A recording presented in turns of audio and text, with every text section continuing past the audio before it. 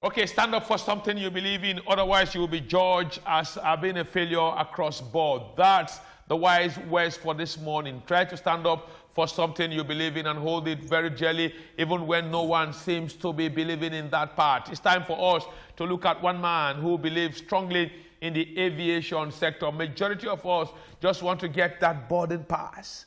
Then we go down there, we are cleared, we check in our luggage, the other hand luggage, we hold it, we take photographs, upload on social media, tell everyone you are inside the plane, and the next thing you are good to go. And when you land, you snap again, you send. All what transpire in between the process, within the airport environment, within your path to the airport, somehow when you board, when you are on taxi, when you are flying, when you get to a level where you're cruising, where you are descending, and when you land, you don't even care when you're disembarking. The only thing you care about is to get that ticket, take all the pictures, keep the social media very active, and that's what many of us somewhat try to do here. But a man has a passion for something, and he's been following that very closely. And if we can have that on the screen very quickly here, like I always tell you here, that's the man on the screen, Mr. Godwin N.A.K. The telephone numbers, hardly people give out their numbers this way, but because he believed that the discourse on aviation should not just be a monologue or an intra-studio dialogue between himself and Atta or a Joseph Kaduri. That's why he's giving out that. If you feel you don't want to call and you got the internet facilities there, then the email address is there for you to send a message. The blog is there for you, and you have a YouTube channel to watch what you're watching here, and as well the Twitter handle. Mr. Godwin N.E.K. is very much in the studio with us. A very wonderful morning, sir. Hi, good morning. Very wonderful morning. How was your weekend? Well, thank God it was very awesome. It was very fine. And how was yours? Wonderful as always.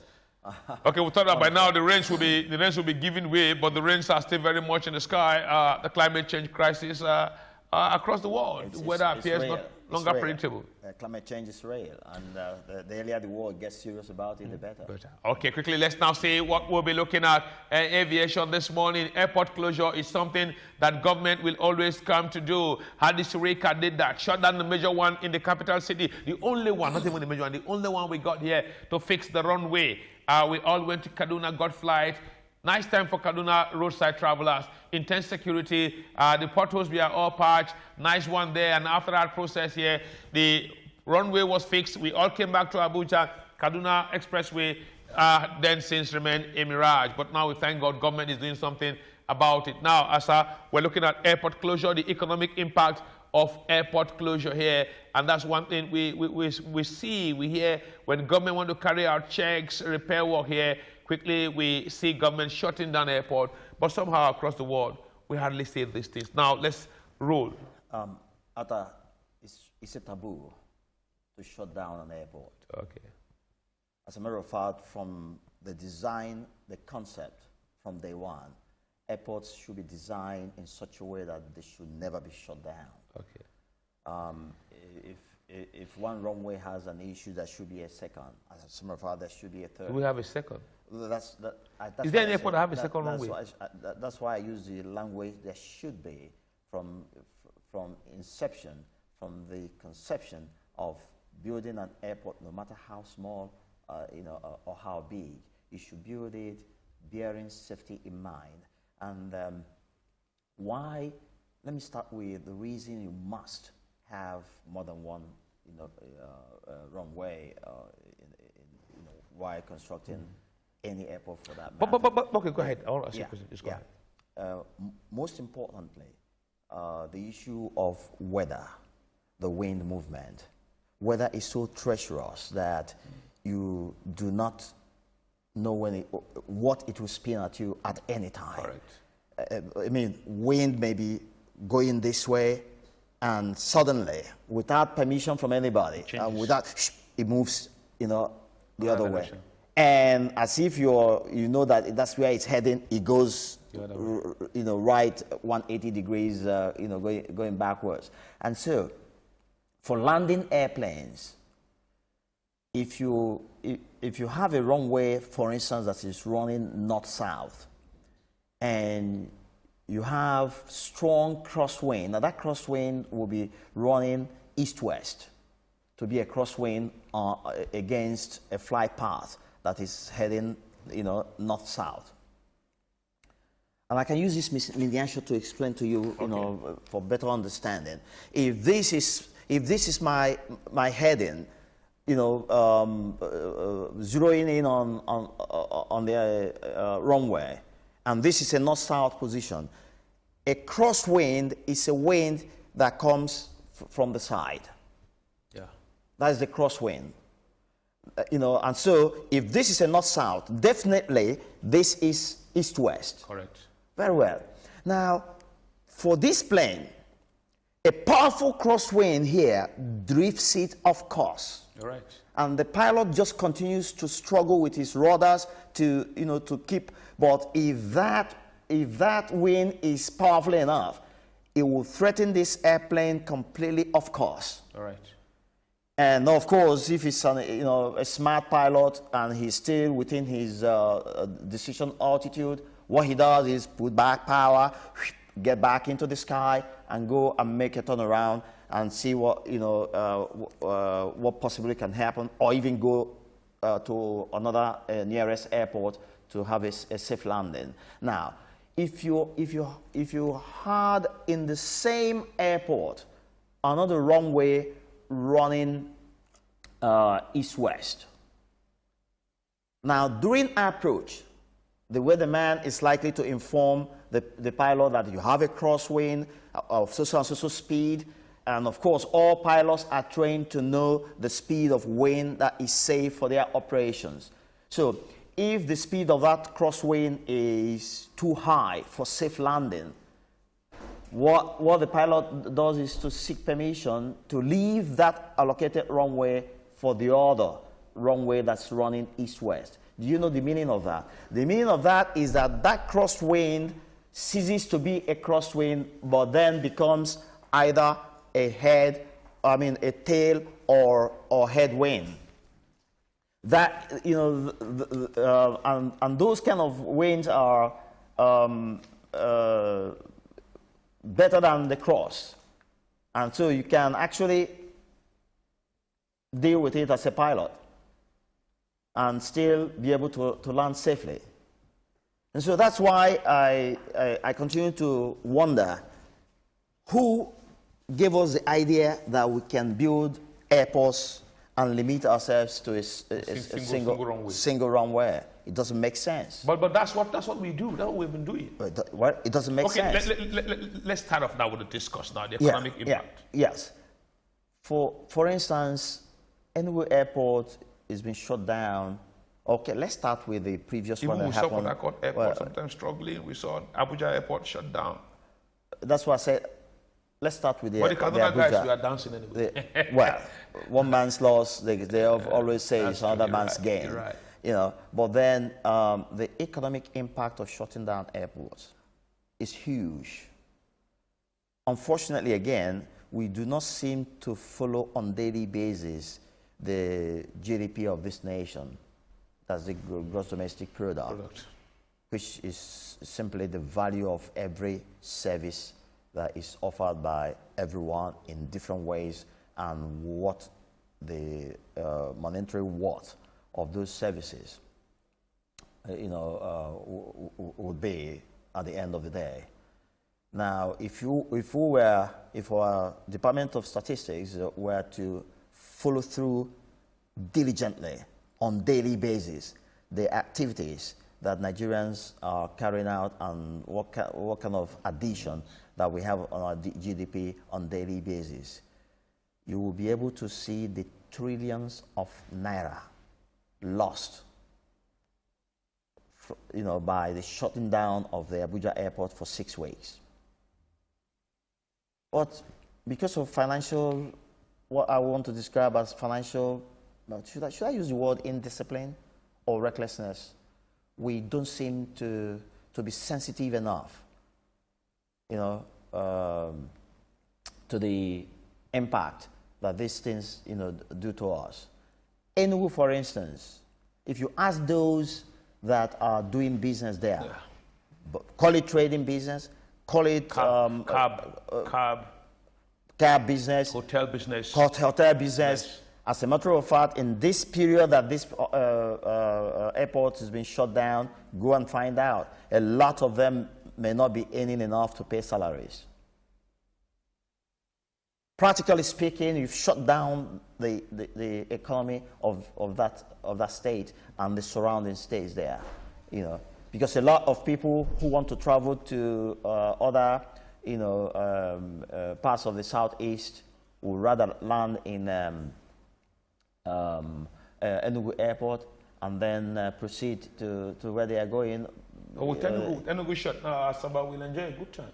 Well, so you say, but then again, you want to know that as soon as you cross the bridge, as it is this moment, and I can tell you because by the way, I haven't informed you, I lost my very lovely uncle in Manchester, England. My father's only surviving brother, and he was brought home yesterday by British Airways. Early yesterday morning, and naturally I would have been able to organize a flight to take him to Enugu and then proceed, you know, because I come from Newi in Anambra State, and proceed from the back door into the town, which is the only place we have a fair road that you can fly. Now, frustrated by the whole situation that we couldn't go to Enugu, and then he said, if you go to Asaba, connecting immediately after the bridgehead, the information that came to me was that you will spend 24 hours between the head bridge and the Iweka roundabout. Okay. Yeah. But it's horrible, horrible, horrible. And this is going on in a nation that sells crude oil, and in a nation that's got, you know, all the ministries and departments that are saddled with responsibility of making sure that our facilities are working well. And at the end of the day, Atta, I'm using this as an example of some of the things that can happen to people. At the end of the day, we opted for moving the coast by road, and this journey for the issue of the experience at the airport during clearing the cargo of human remains. Mind my language, the cargo of human remains. Another day we'll be able to tell how I spent 3 hours clearing, you know, just one piece of human remains, you know, for an airplane that touched down on the dot of 4:30 a.m. That ambulance only left at 7 o'clock. Why? Yeah. We'll talk about that some other time. Yes, we'll talk about that some other time. And then 7 o'clock, guess when they arrived at a destination that other times would do for maximum of 5-6 hours. Okay. They arrived at 7 p.m. What's that? 7 to 7. Is it not 12 hours? Yeah. Courtesy of beautiful roads. That's the irony. Yeah. So, we can't go on this way as a people, as we have a been nation. going on this way. Yes, but We have been going on this way. the reason we are pouring out our hearts is for Mr. President and those that are saddled with the responsibility of this to really know that Nigerians are groaning But are you not worried? What I shared with Minister Fashola at the State House here, yes, that the amount of road stretch that is bad, when you put all together in the country, all the particular areas that used to fail, we have regular spots that fail every year. We know them. Every year, those particular spot gets bad. Towards Christmas, they put some hardcore, they level it lightly. You enjoy your Christmas. Maybe you're able to use it for Easter. After Easter, you come back to lamentation. All the spots put together by somebody's aggregation around the country, the terribly bad spots are not up to 30 kilometers. When you take the one from the southeast, the one from the south-south, the one from the Lokoja, Okbila. I know what you mean. When you put pieces all pieces. together, Yes. you put it together, and they're not up to 30 kilometers. And they fail every year. People stay there for years, for hours every year, even for days. Can we fix this? We can. I keep saying I do not accept this explanation that it's about funding, about money. No, I don't agree. It's about attitude. Is it about interest? Some person somewhere don't want it to work. Well, it's all part of attitude. And the worst of it all is that no one seems to be afraid of the laws anymore. Our laws are not presenting themselves as having teeth and able to bite and willing to bite and can bite and will bite when they catch you doing the wrong things. The message is not out there. The signal is not out there. A few people, as a matter of fact, feel above the law and conduct themselves in that manner. And in all reality, they come off proving that they are really above the law. And so, it would seem that anybody who aspires to get into this kind of positions is aspiring to get there and continue the business as usual. And then when you speak to them, they give you reason why it can work. And preach to them, they say, no let me go fix Sam. That usual balance of no let me go fix Sam. When they're ready now, I mean, it's attitude, nothing else. I have no other explanation to give to you, concerning what's going on. So, talking about the economic impact of, which is our topic of the day, of airports. I've told you, most importantly, the area where that airport is located gets shut down.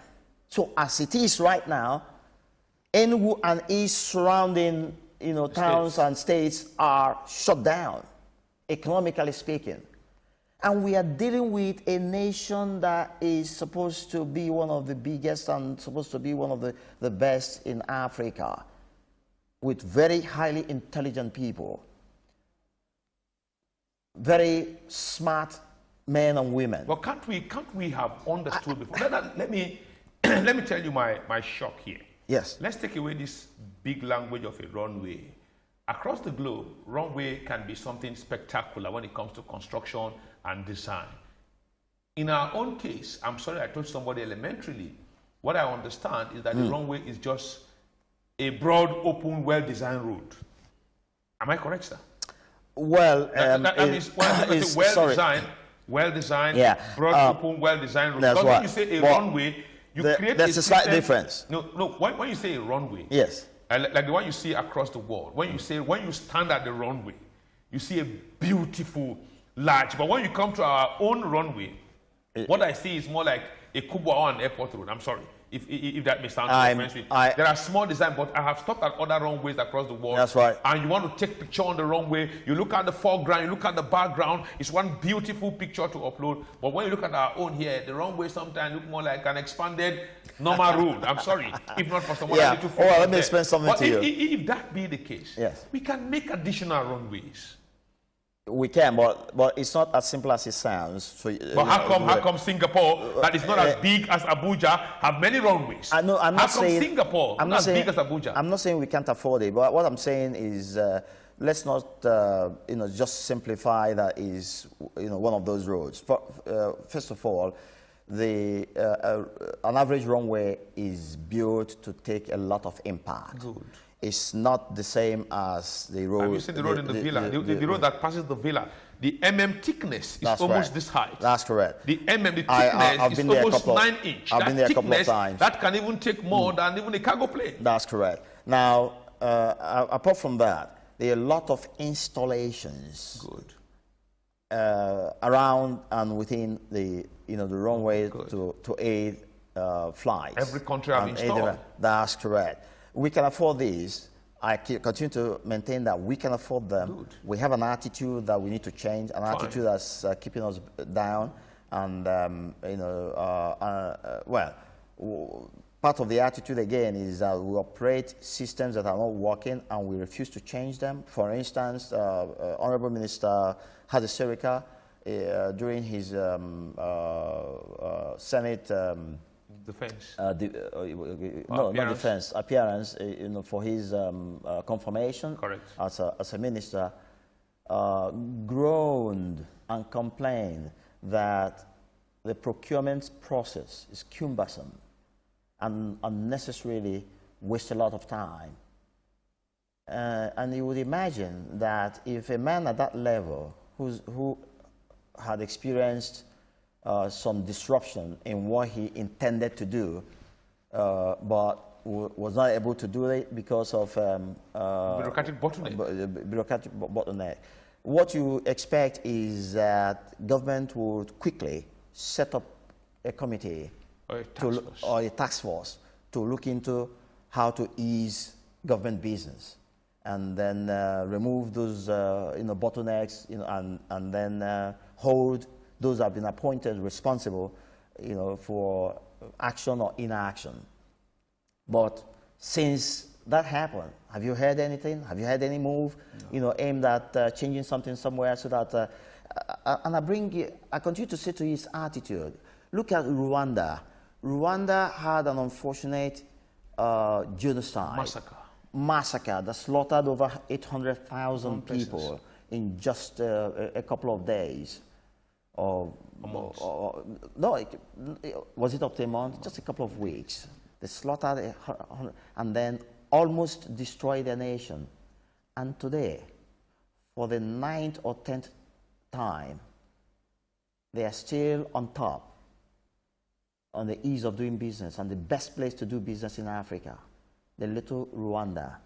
And they quickly took out from their system all that created problem for them, the Tutsis, the Hutus, and the rest of them. Tribal religion. All those tribal kind of things. They removed them from their system and created a nation of their dream.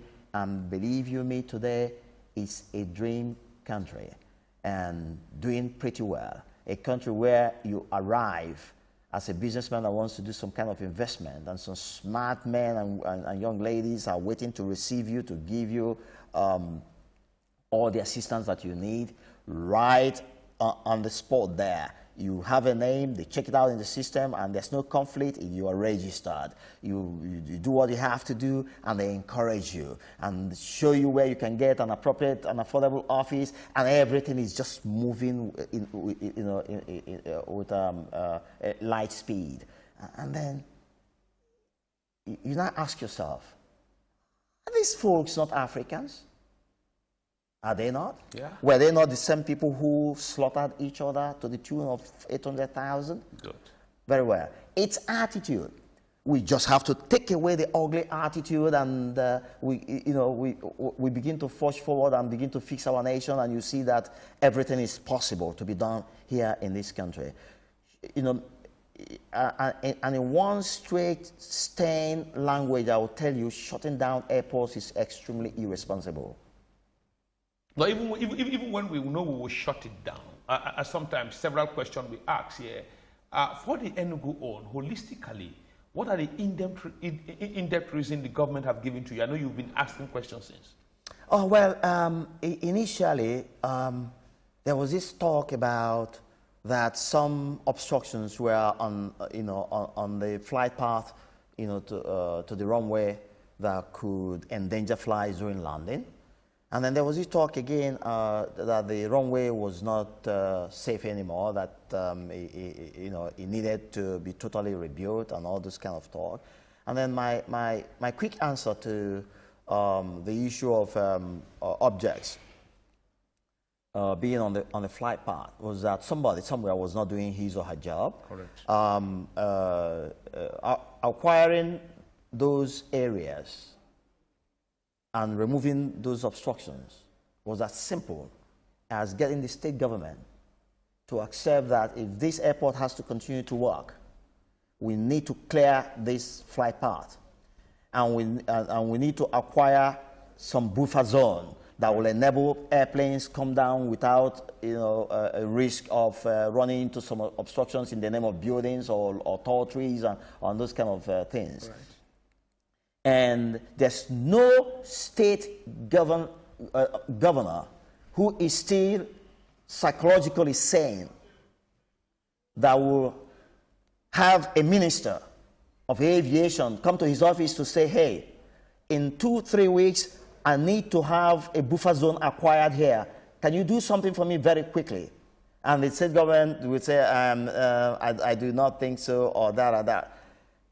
The Land Use Act is clear. It empowers the governor to be in charge of the lands. Wonderful. So it's about honesty of purpose, sending in estate surveyors and valuers in there to go and evaluate the structure or what do they call them again? Plants and fruits and whatever that people have in place that are cost them and let's take compensation. It's all about that sense of honesty and that sense of purpose. My professional colleagues are there. They will quickly move in, enumerate the thing, evaluate the houses if there are any, and give fair value, and then government will invite the owners. And you remove them. Pay them their compensation, and if the owners say they prefer relocation, get them another land, and then pay them some fair sum for them to rebuild their homes and perhaps spend a few months in the hotel with their family to be able to. For goodness sake, that's what the money that we are picking up in taxes and in selling of crude oil should be used for. It reminds me of when I was taken around in Dubai.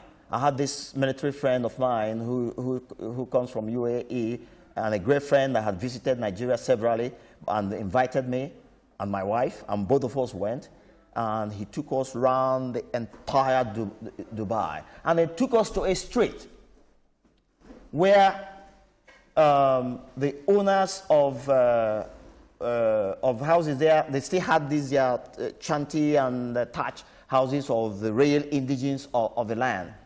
But the leader of UAE himself said he wanted that place to be a major highway and bank road where all the banks will have their head offices. What did he do? He made a quick deal and said to the owners, I want to relocate you and put them all and their families in hotels, took over the entire place, used government funds, rebuilt the entire stretch.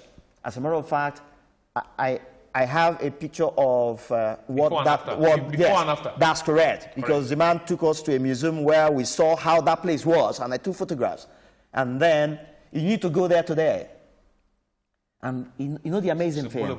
All the houses built were given back to the owners of the land by government. Overnight, they became owners of high-rise buildings that banks were now renting and operating. Overnight, these indigenes became multi-millionaires. They had a fair deal with the government. Just a fair deal. And all the government was interested in, we want ambience in this place. We want very wide, good road, and we want banks to come occupy this stretch of the street. That was the interest of government. Government was not going to take and have one or two individuals own them. Okay. And they returned them to the owners of the land. So they became owners of buildings that they didn't build.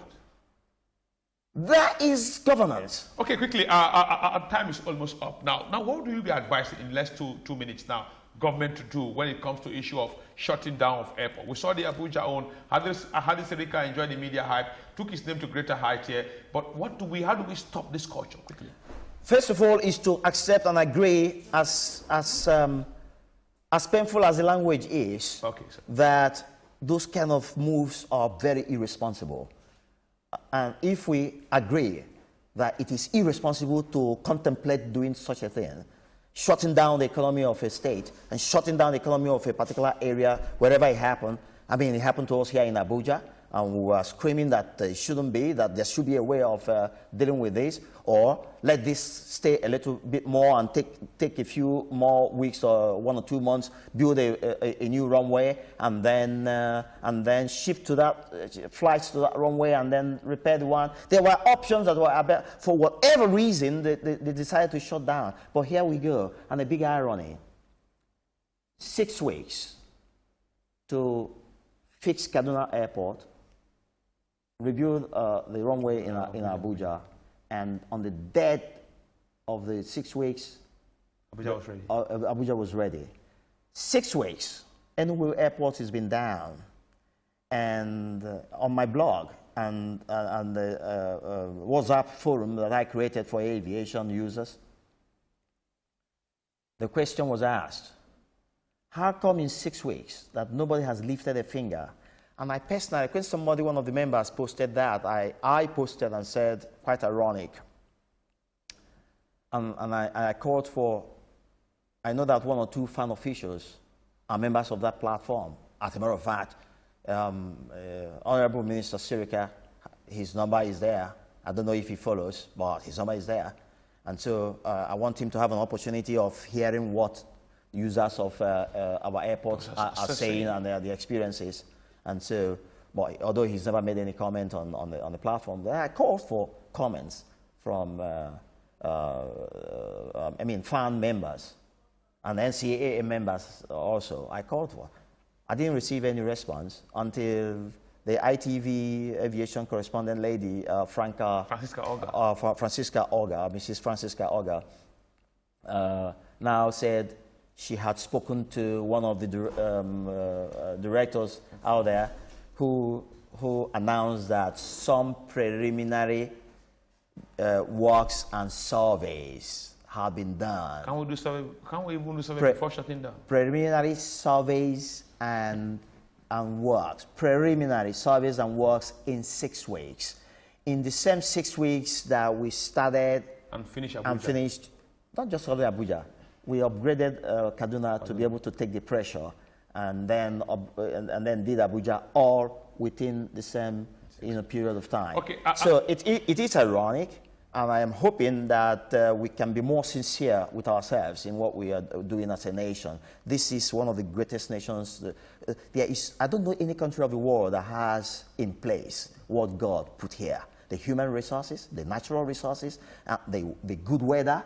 We have everything to be one of the greatest countries in the world. Okay, thank you very much, Mr. Godwin Enike. We've got everything to be one of the best nations on earth so that we can raise our heads high in the League of Nations. We take care. That's how we can go on the program today. We thank you very much for coming on the show. Thank you, my Let's keep faith in Nigeria. It's a project, and the project must work. After the break, the program continues.